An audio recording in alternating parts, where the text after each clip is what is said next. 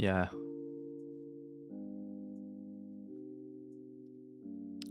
I had to run. Hi, everybody. Welcome back to Crypto Talks. My name is Phil, and I'm solo again because Rob is still traveling for another 20 hours. Wait, no. Well, he's still traveling for quite some time, so he's not here yet. But I am, so that's cool. Sorry I'm a little bit late today because I had to do some laundry things, and first the laundry said it's 14 minutes left, and I'm like, great, I'll just push the. I'll be in time. There's no problem. Took a shower, came back down after 25 minutes. 8 minutes left. I'm like, what? So I went back after 20 more minutes. 1 minute left. And then 1 minute left again, 20 minutes later. And I'm all like, hello? How does time work for a washing machine? I don't get it. Anyway, fellas, we're gonna look into still more Rob Imre. And hi Dave, Iakan, Rezi, I see Kavik in here, Imre. What's up, fellas? Hope everything is all right, because otherwise I'll be sad. But yes, we're doing the TA Monday thing just as usual.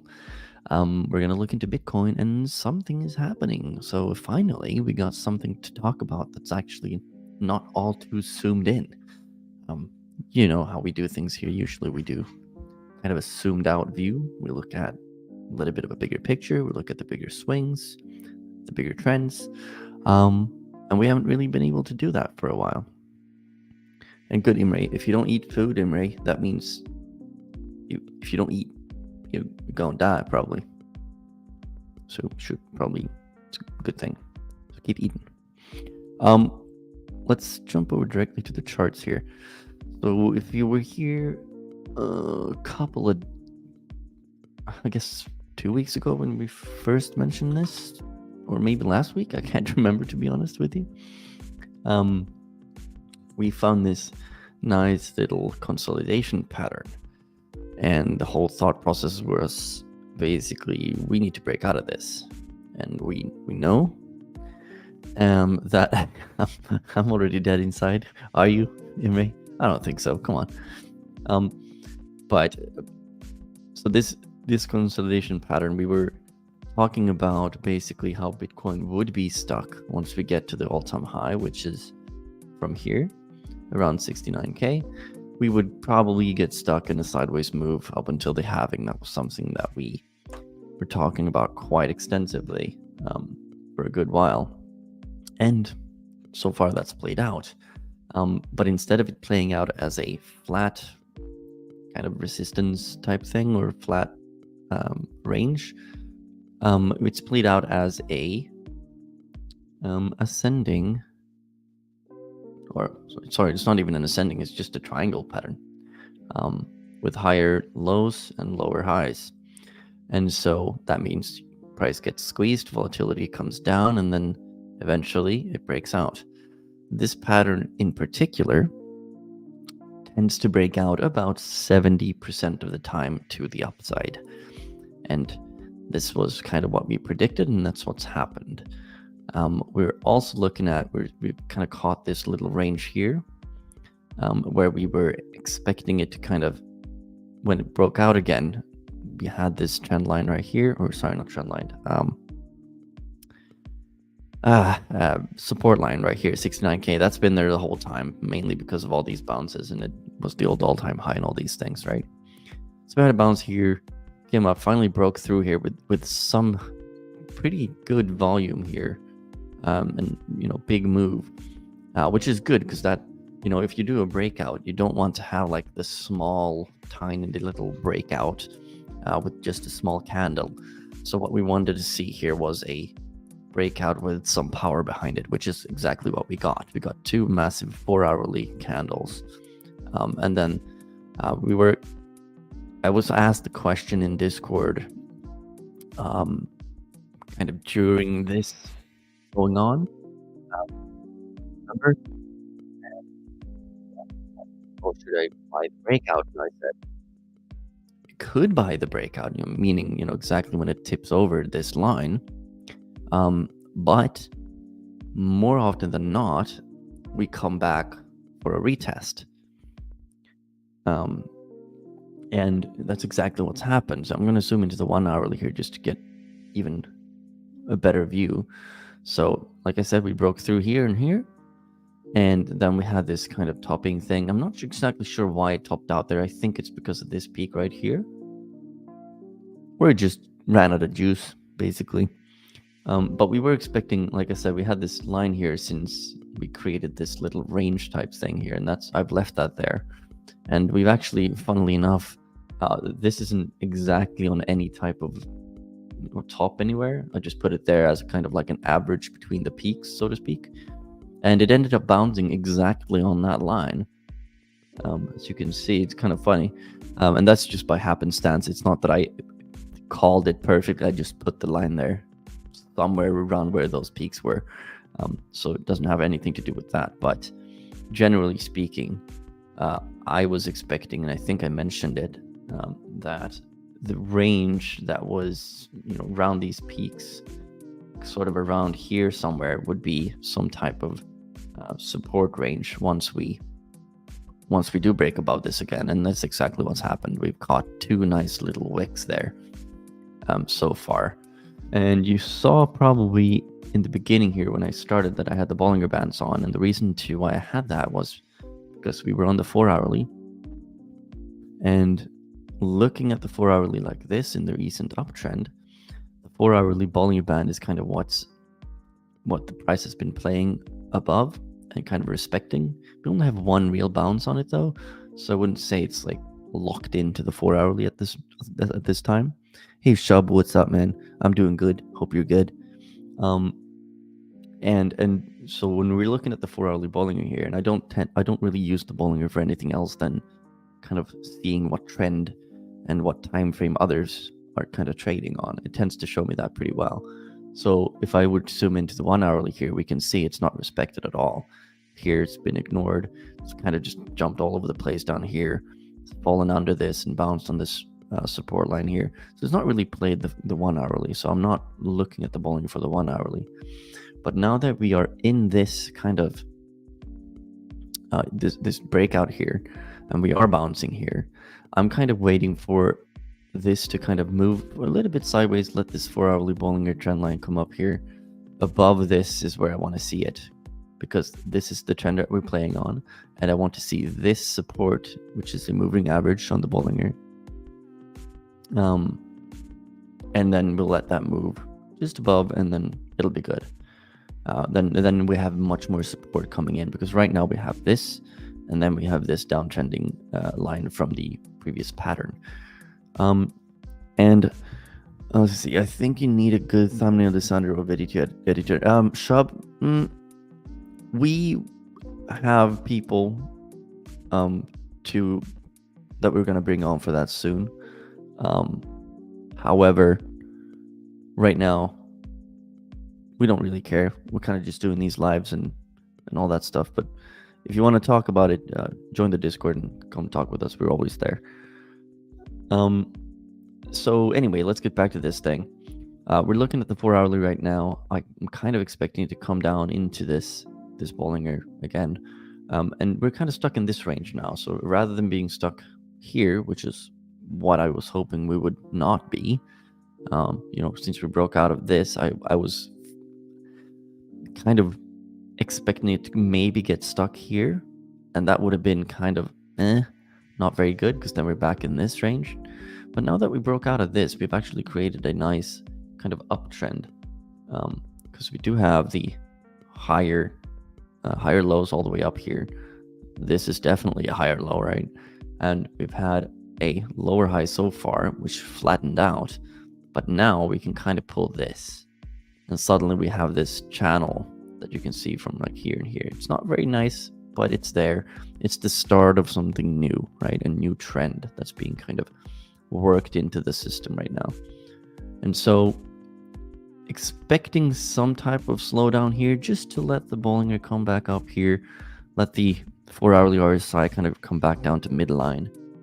Same with the hourly. It's already started coming down fairly significantly, but we kind of want it to bounce in the mid. It doesn't have to, but that would allow the 4-hourly to come further down on the RSI.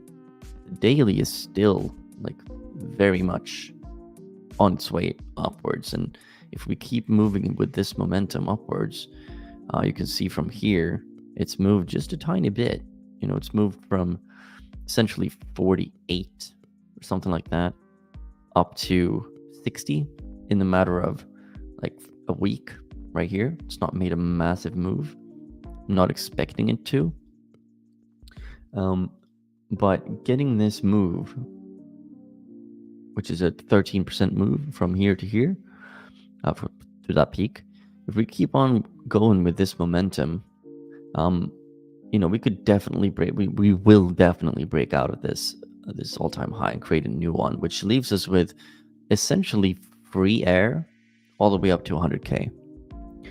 I have seen people, because don't get me wrong, I'm watching every content creator that I can find, even if I'm unfamiliar with them, or if I don't normally like what they have to say, I want to watch it anyway, because I don't want to get just one side of the story. I want to get all of it.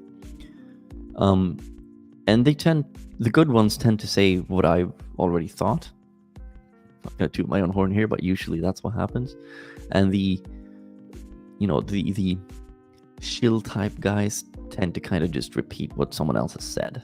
So it kind of boils down to the same thing. But with this, if we do get this breakout, which is, I'm not gonna lie, I'm kind of expecting it now. Worst case scenario, we hit this and we double top, right? And then it just falls, resetting the RSI all the way down. And that would be, basically the scenario then would be, come up here tomorrow and then fall down towards this line, hopefully holding that flat line there.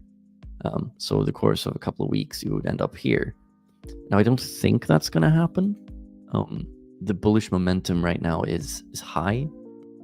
RSI and most of the indicators on the longer term have reset a fair bit. The weekly hasn't moved at all yet, but again, the weekly can sit up there for ages, and just kind of slide along. But going back into the 1 hourly here, just for the sake of being able to kind of get closer here.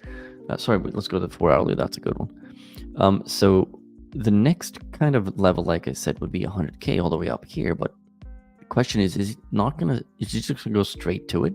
I don't think that's gonna happen. Breaking out of this, going all the way up to 100K, would be a 35% move. Now, that's not unheard of with Bitcoin.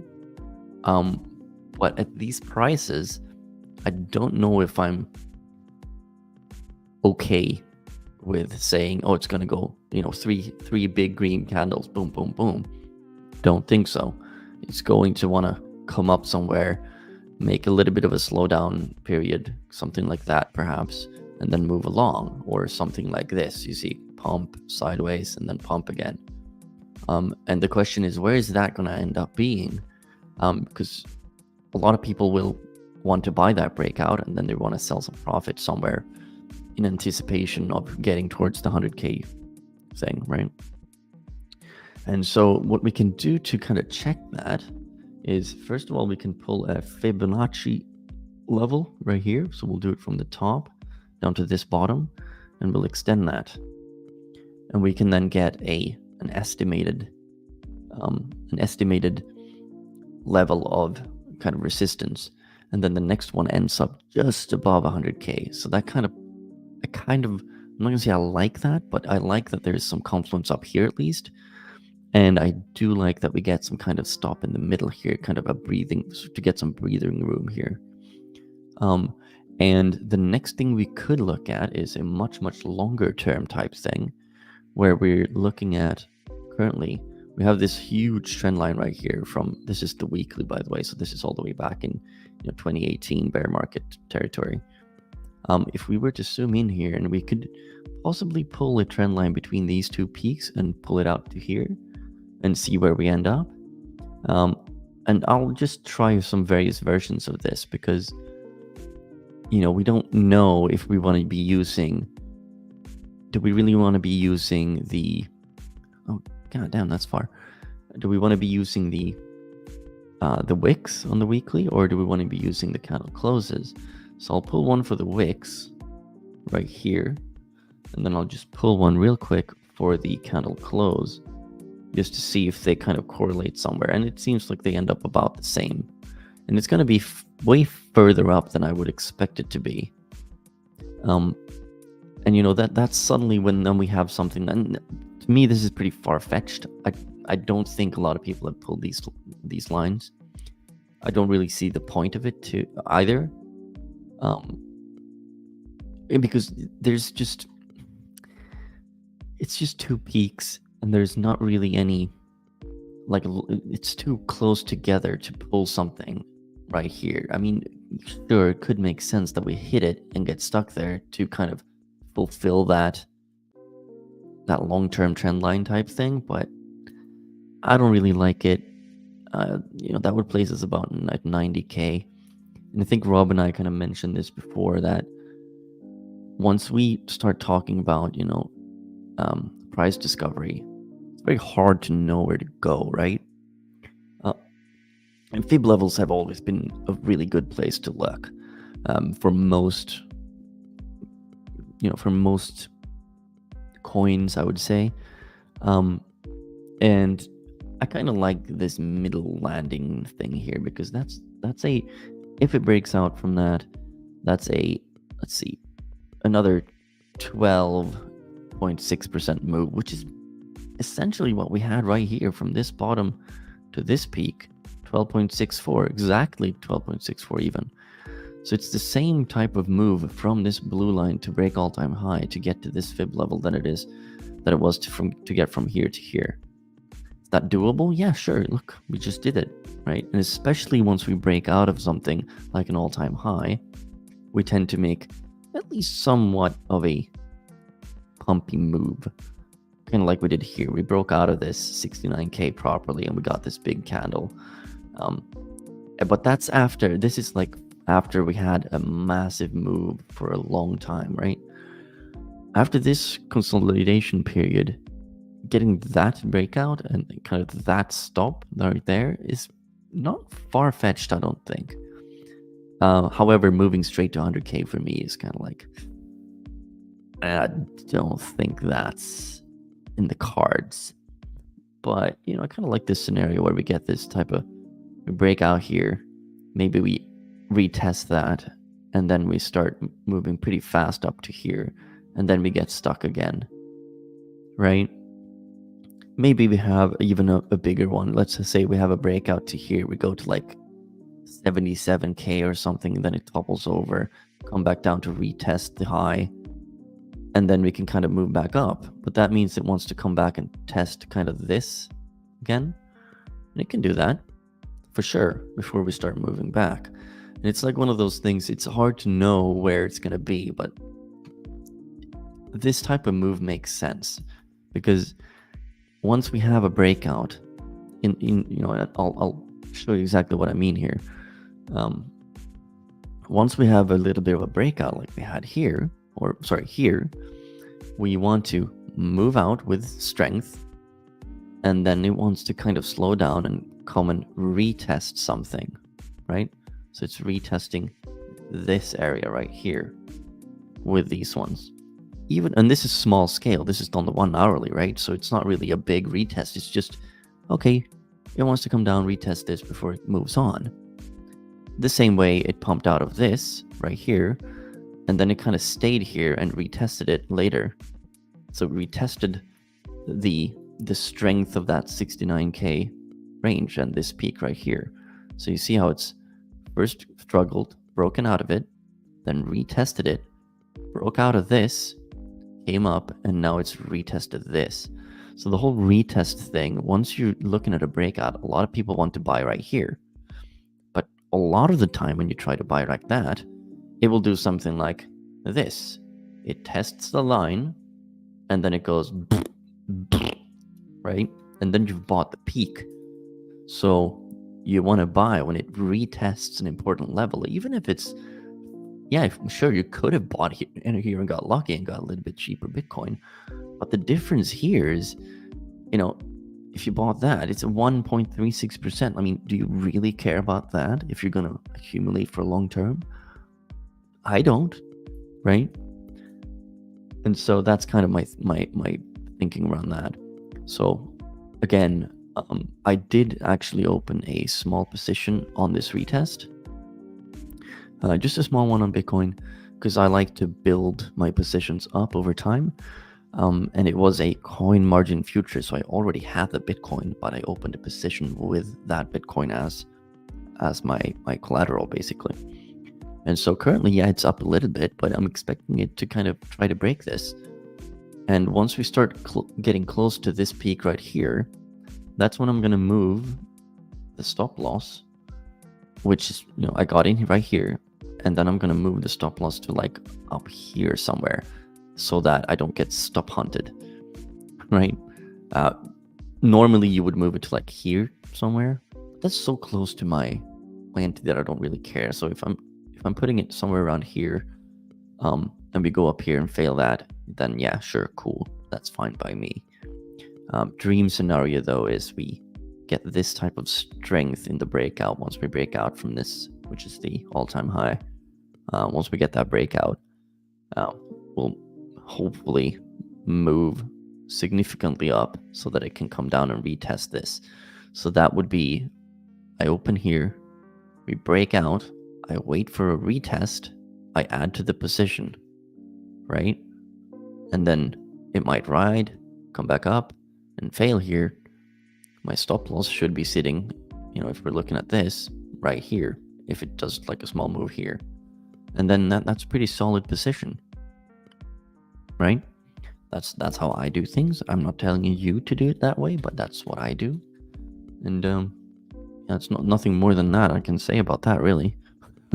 And by the way, guys, if you have any questions, if you want me to look at other coins, just let me know, because this whole thing that we've done with Bitcoin here right now is that's all I have for Bitcoin, really, because I don't want to get into too many details on it in case, because it gets too much. It's better to have one bigger scenario rather than having 37 smaller ones. Whoops. And so there's that. I was going to look at ETH as well. I don't normally look at ETH that often because I don't really care about ETH, because I'm not invested into it. I've chosen to go the Solana route instead. But this is a pretty good and solid. You can see how I was breaking out of this peak right here and here and here. And so ETH is actually looking pretty bullish now, and you can probably see why it has this big green candle right here. And if you can't, I'll show you why. The reason to it is because there's a trend line that goes right here. And I saw that this is the first TA I've done on ETH since, I don't even know. I did this white line this morning, essentially, because I was seeing this happening, or this move happening. And so the reason why we have a big green candle here on ETH is because it's broken out of this trend line right here, right? And nice, good for ETH. What's also occurred is that, you see this red line right here? What's also occurred is that there's an old kind of resistance line for ETH right here, which is basically the same as Bitcoin had right here. It's the same type of move. Same thing. We got stuck and then we broke out. So ETH is stuck under that, or has been. We broke out of it. Obviously, you see this move right here is crazy. Had like a month and a half or 2 months or whatever with just completely upways momentum, along with everything else, of course. But then it got stuck around that. It didn't get all the way to all-time high, and neither did Solana, right? It didn't really catch get enough momentum to get all the way to all-time high. But in terms of ETH right here, this is looking pretty dang good to me.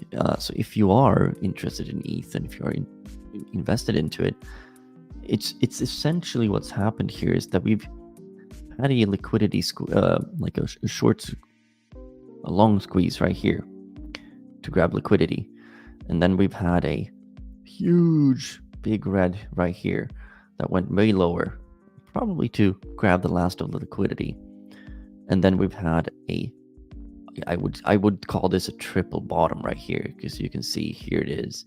This one is more of a liquidity grab right here. And so with all this, and then this move breaking through the Bollinger Band right there on ETH, because you can see on the daily, ETH has been stuck under it. You can see how it's fighting it here, tried to break out, but failed right here. And now it's finally, like, with momentum, actually broken out of this.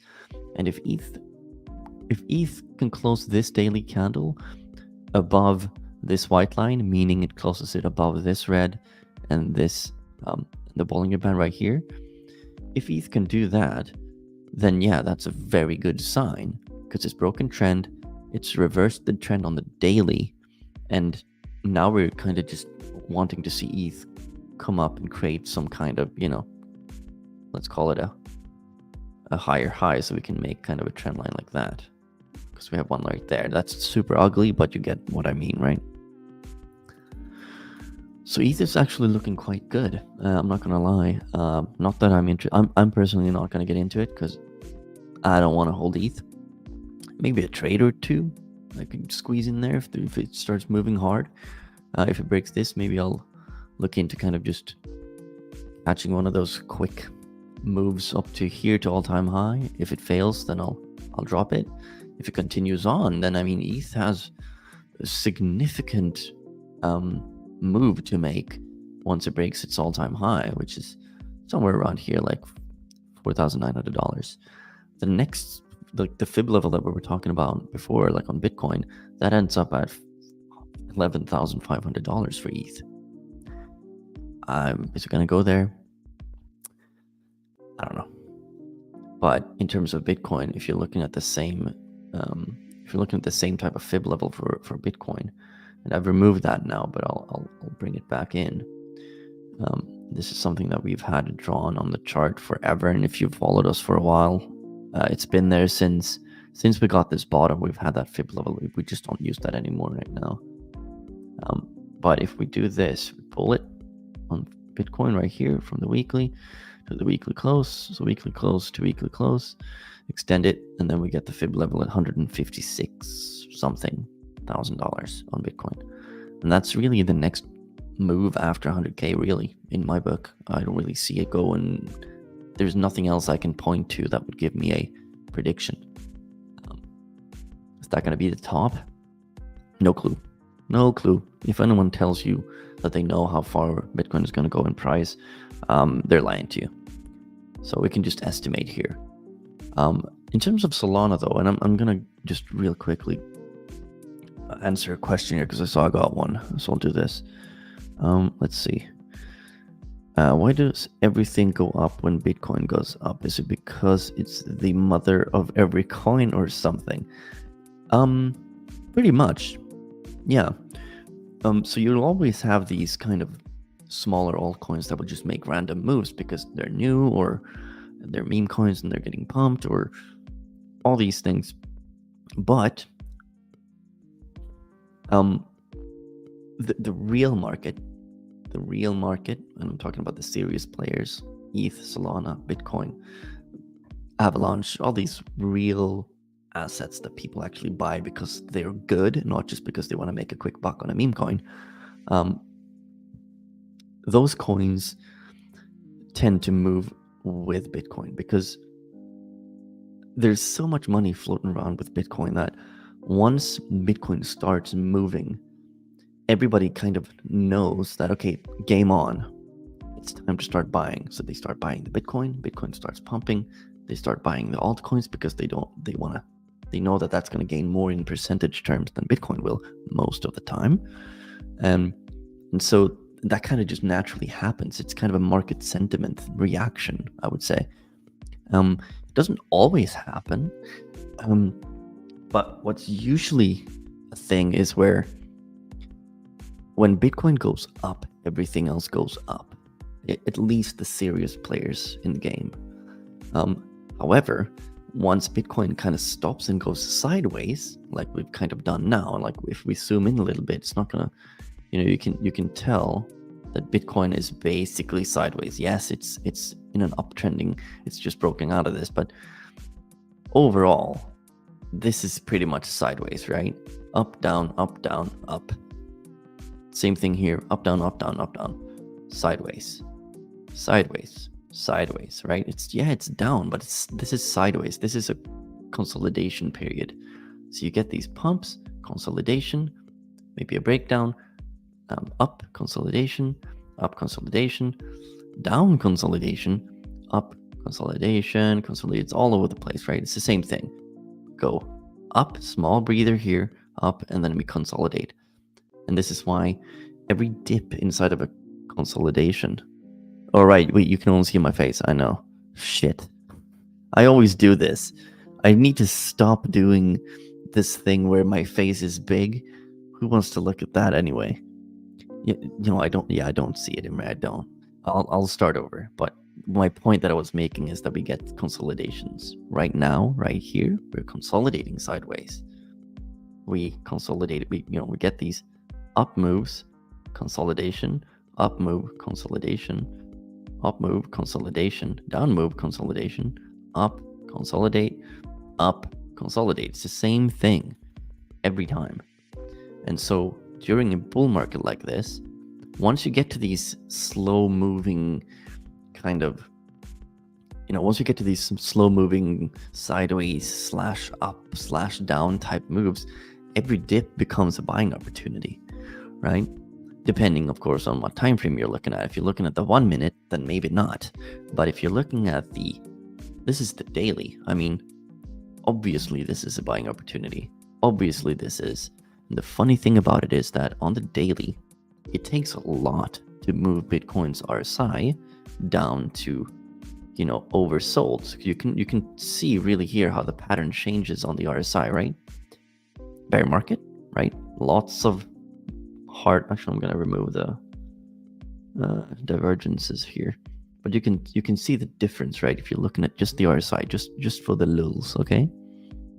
So during a downtrend like this, during this type of downtrend, we get lots of kind of oversold moments on the RSI, right? Right here, got one right here, and then this is kind of a sideways move, very long term though. But then after that, you start getting, we still have one here, which is in kind of the range right here. But once we're out of that, and we start kind of confirming this pre-bull run right here, the RSI is giving us not quite all the way down, right? Get these things right here. That's all these bottoms right here. You get one big one here, which is, it happens, but that kind of that dump there kind of sparked the last consolidation before the exponential bull market starting, right? That's a whole year right here. And then now we're doing this. And so once we're in here now, most of these bounces that we get are on the midline on the RSI, right? They're right here, right here. We get one that goes a little bit deeper, but then RSI is kind of bouncing here. And this is on the daily, right? So you see the pattern difference is, I'm gonna have to erase a lot of stuff here. I'm spamming Control Z. But the point being, if you're gonna accumulate during an exponential move, why not buy when the RSI hits sort of here? That would be pretty good buys, right? You'd buy there, you'd buy there, you would be buying around there. That's consolidation period, is perfect. Right here, you'd buy right here, and you'd buy kind of right here somewhere. That's pretty good accumulation, right? Especially when you see this. That dip and that dip, both of them are on the midline right here. Back in the bear market during the big downtrend, all the buying opportunities were far below here, right? So you have to kind of have that in mind, that if you're sitting here, during this type of move and you're waiting for the daily RSI to go back to oversold all the way down, you're probably not ever going to get a buy order in during the uptrend. So you'll have to kind of move that variable in your thesis up, right? And of course, you're not going to just use the RSI to buy, but objectively, just looking at the RSI at this point, it's actually not horrible, right? You're going to get some pretty good buys right here during this period here. And so, and looking at the 4-hourly, the 4-hourly kind of does the same, but it kind of goes back to being on oversold. So the 4-hourly would show you like this bottom right here.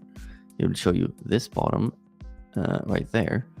And yes, pretty much that one too. But that's still a very good portion, right? It's like of the range. And I don't know if you guys remember, but I think most of you do, that we always kept, during the pre-bull, we were always talking, and the bear market bottom, we were talking about finding the range that you want to trade in. And like we did right here, we found a range right here between this and this. And when you're in a range, if you're buying the bottom portion of that range, you know, close to, like, let's say the bottom 25% of that range, and you mark up the range like here and here, so you can see that range. If you're dedicated to just accumulating when we're in this range, only when the price hits this line, then you would have bought there, there, there, and there now, right? And you wouldn't be buying up here at all because you're expecting this to break out of this range. If you were looking at the entire range of this, so that would be from here to here, or sorry, from here to here, or maybe even this, if you calculate that as the range. But it looks kind of like it's starting to range here, right? We get up, up, up, up, up, and then sort of starting to make out of range here, okay? So then you would just kind of, let's see if I can find the tool for this. You would draw out this range, let's say, right here to the top, and we would pull it out, and then we say, you know what, I want to buy in the bottom 25% of this range. Actually, let's use the Dayton price. Oh gosh, why do I do these things? There we go. So we'd pull this from here to here because we get this nice little cross in the middle there. So okay, the bottom 50% of this is the entire range. The bottom 50% is probably a pretty decent buy, right? So even if you bought this peak here, somewhere around there, you're still buying the bottom 50% of this range. And even if you bought this peak and you're ending up here in a down and you're like, oh crap, my position is down, we're still looking at that now. You'd be pretty happy that you bought there, because then you'd be basically in a 7.5% profit at this point. That's fine. That's great. Yeah, you would have waited for a while, but that's cool. You're accumulating, right? And so even if you do get this type of thing, if you buy here in the bottom 50 and then it comes down, well, then maybe add again to lower that cost basis. And it breaks out and you're like, okay, cool, we're up here now. I'm not going to do anything because it's in the top 50%. It breaks down below the top 50 and hits a trend line. Well, what's the most logical thing for you to do there? Well, maybe you should buy, right? Because you've created a higher low and you're in your range bottom. That's a buy right there. It doesn't really have to be harder than that, right? And yes, I'm sure there's going to be a bunch of other creators out there that are going to sit here and tell you, you know, you should be buying this perfect thing here, blah, blah, blah. You're not going to be buying perfectly every time, okay? Especially not when you're a long-term trade investor. If you're investing, then thinking long-term, you don't really have to perfectly hit everything, because you're not planning on buying it now and selling it 3 days later or 3 hours later. You're buying it now, and then once the peak market hits, it's good. So your goal is to have the lowest cost basis you can possibly have, right? With as much accumulation as possible. Because if you only bought the bear market bottom and you haven't bought anything since, you're sitting on cash during the whole uptrend, well, you're missing out on a lot of gains. Yes, you will raise your cost basis. Like, let's say you bought perfectly at $16,000, right? If you bought perfectly at $15,000 and did nothing else, and you put in cash right there, awesome, dude, awesome. But then on the moves up, if you're accumulating, if you're then just buying this and not doing anything here, and you're missing out on all these really great opportunities to add to the bag right here, right? And up here. I mean, even if your cost basis was here, and after these buys here, your cost basis maybe is, I don't know, here, and then buying up here puts your cost basis up here, then yes, your cost basis is higher, right?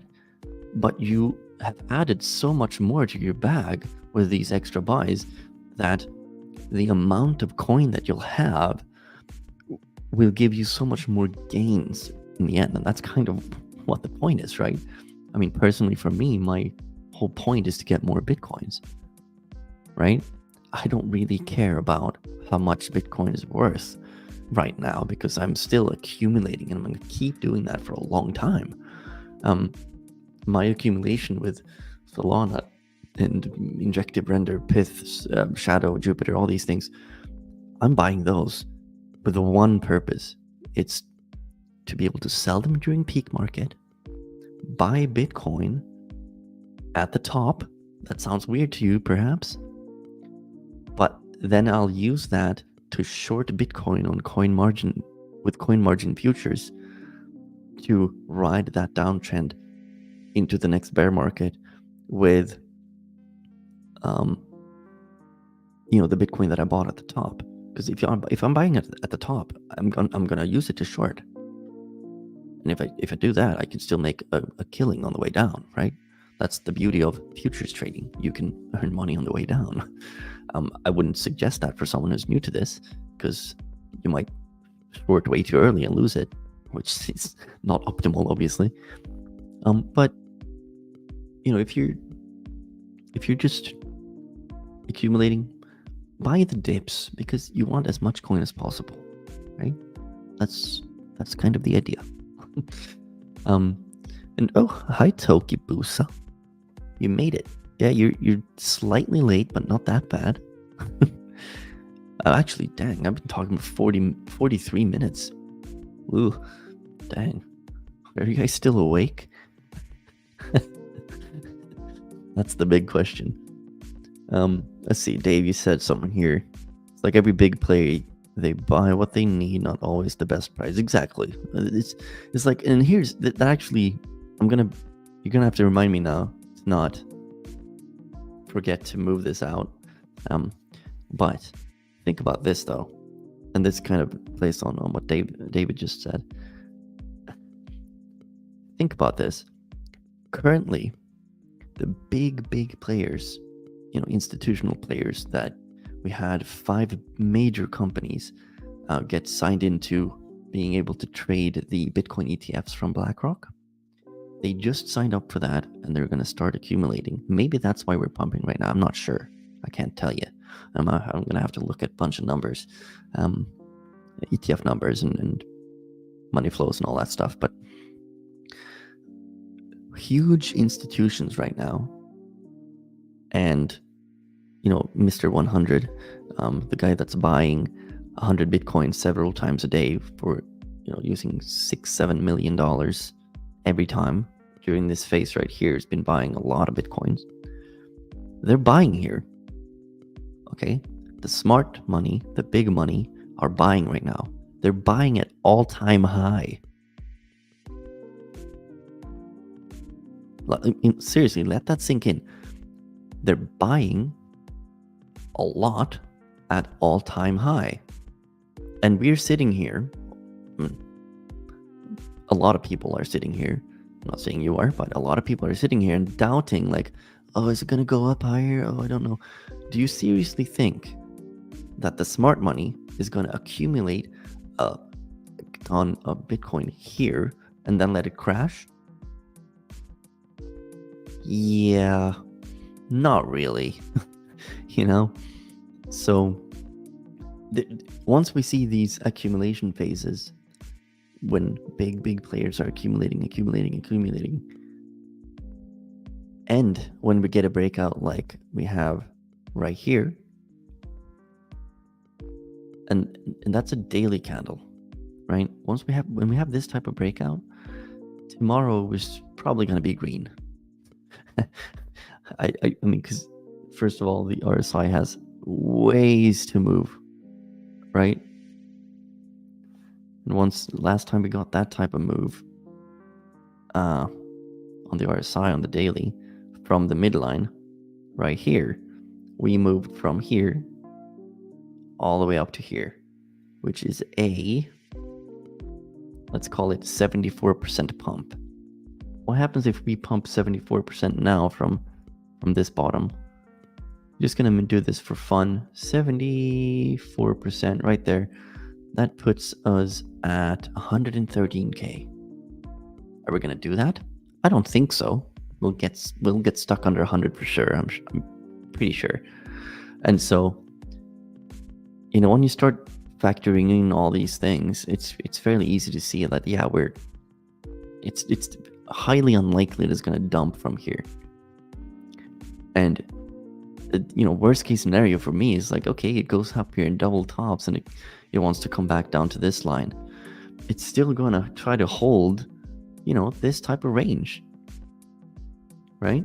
And this is why I say, once you pull this type of range out and you look at these, where's the 50 halfway line? It's right here. Are you going to be buying here, or do you think it's smarter, for example, to wait for a breakout from the all-time high, and then we have already established this? Here's a new range, right? From all-time high to 100k. Are you going to be buying the bottom of this range or the top of this range? That's the way I think about it. I might be completely wrong and a complete doofus and just get completely wrecked here. I'm not, because I've got risk management, but you see my point, right? This is why I like ranges. It forces me to wait and see those breakouts to retest. Then I get in. That's when I get in. If I FOMO in right here, right? If I FOMO in right here and it fails this move, it fails this all-time high and falls, then I've bought the top. That's not cool. You want to buy the bottom. And you don't need to buy a perfect bottom, because that's not going to happen. You might accidentally hit a perfect bottom sometimes. Kind of like how I pulled that trend line, that support line that I showed you earlier, and the 1 hourly candle just hit the wick perfectly. But that's just pure luck. I just randomly put this line here, right? So you're not going to be able to do that consistently. You won't. You'll be able to find like pretty decent ones. I mean, yeah, it's bounced pretty good on our lines before, and it's failed this one pretty good. Like, support and resistance lines really do work. But I wouldn't expect. I mean, it's super obvious once you pull it out and you start seeing these correlations right here. I mean, that's ridiculous to say that doesn't work, right? Like, I'm sorry. I mean, it doesn't have to bounce perfectly, right? But it's going to hit it and then reverse the trend, right? Right here. Several times. Then it broke through it here.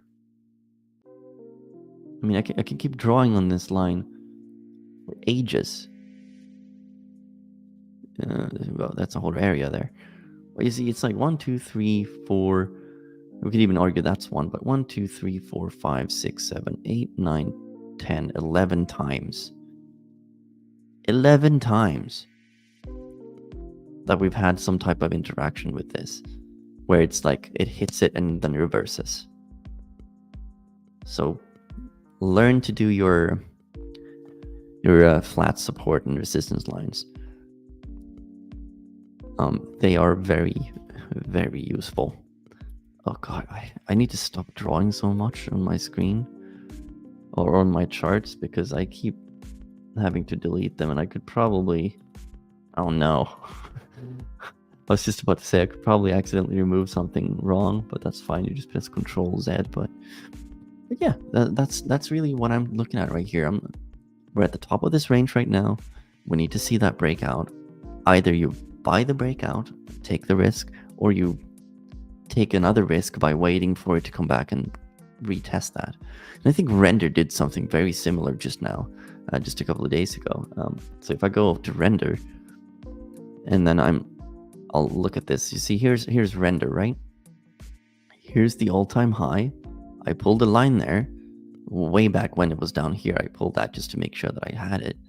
And now finally, after I don't know how long, it's come down and it's hit it. It's retested it. This is the retest that I'm talking about that we might get on Bitcoin. If we break that all-time high, we come up, we retest, and then we go. Right? It's usually what happens. And I don't know why there's a line here, though, to be honest. It's weird.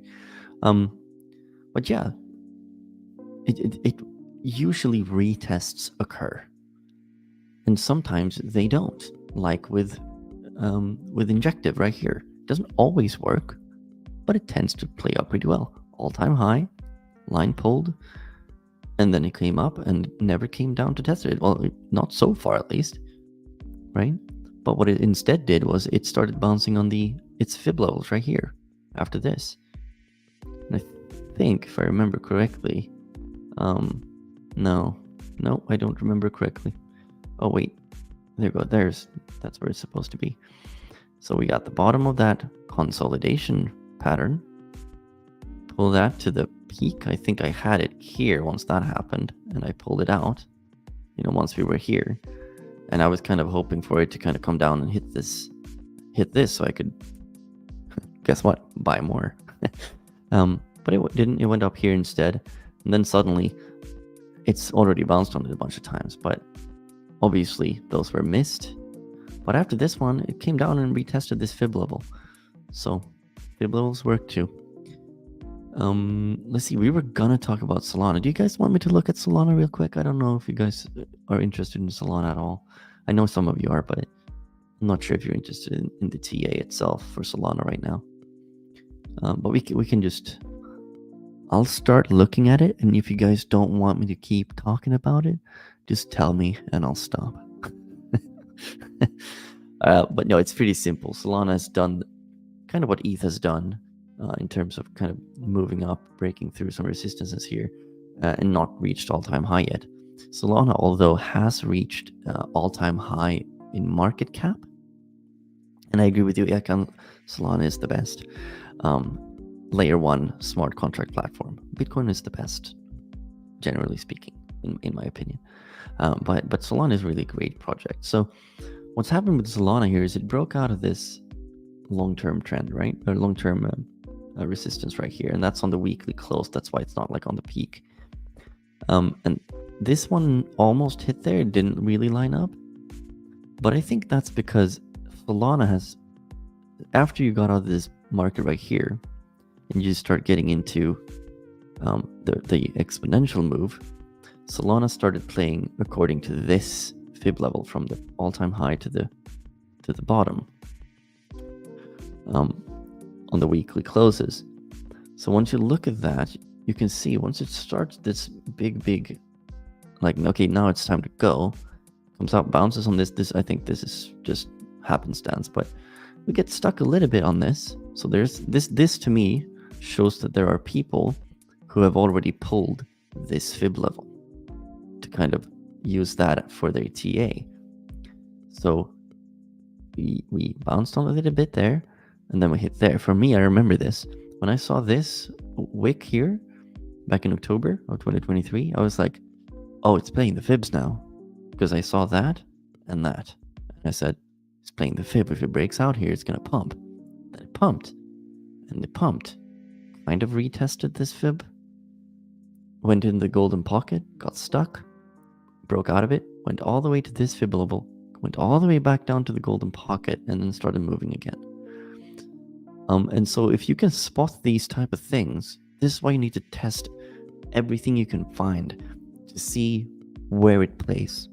If you can understand what time frame it's playing on, if you can understand, at the current moment, what time frame it's playing on, you can use all the tools that you can find.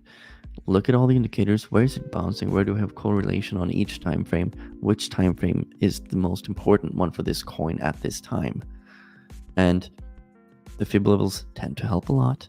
And up here, it's like, okay, we got stuck in the middle of nowhere. That's weird. And honestly, I don't really have an answer for that. Okay, we have some, volume here, but it's like, why are we stuck here? Right? I understand. I know why we failed here at 207, 210. That's because we had this peak here, I think. So it failed because of that. I would assume that if I were to pull a horizontal ray right here and put it right there, you'll see that's where it failed. So that makes sense. But then why is it bouncing here? I honestly not sure, but one thing that I'm not going to guarantee this, and I haven't checked this yet, but if I pull a fib level from here, somewhere around this area, up to this peak, I think the first fib is going to be somewhere around here. I'm just guessing, right? You guys want to make a bet? No. So we start pulling it and we pull it out, and lo and behold, there we go, right? Which means that's your range.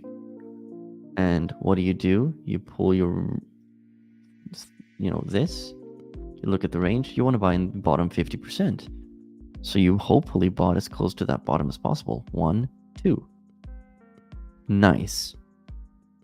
That's nice. That's what I do. I don't really...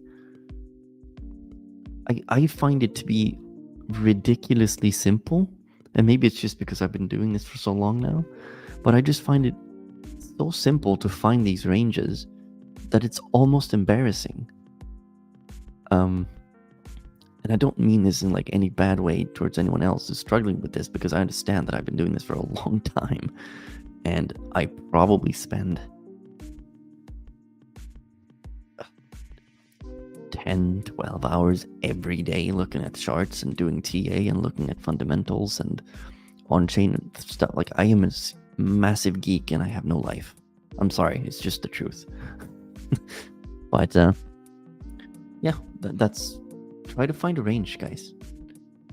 And then kind of model your own,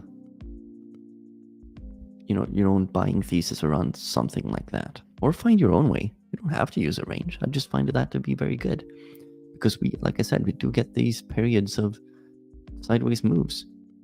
And if you were to say, let's say we frame this as well, I would put the range between like this peak and like that. So once that happened, I would probably have pulled something like that, just to say that we're potentially going back down to retest this. And if you were going to buy just the bottom 50%, once it starts turning, you would have bought all that stuff, and you would have bought here, that wick right there.